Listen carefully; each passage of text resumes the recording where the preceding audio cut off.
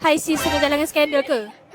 Ni bukan skandal dah boyfriend. Nak pergi mana ni? Seorang nak pergi jalan-jalan je. Tapi boyfriend you nampak macam buruk sikit lah. Perasan kak? Buruk. Boleh tak you rate outfit dia out of 10? 3. 10 per 10 lah sebab dia cantik. Kata I belanja you outfit baru. Boleh lah. Lalang dia macam tak bersiar nak jalan-jalan kan. Kita jom.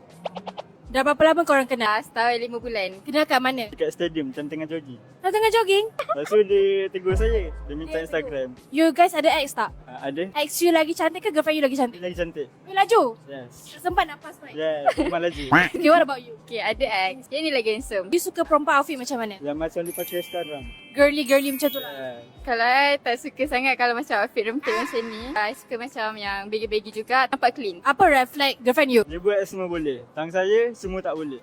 Red flag dia. Sorry Dia kan suka bagi silent treatment. Tapi at the end dia tetap pujuk.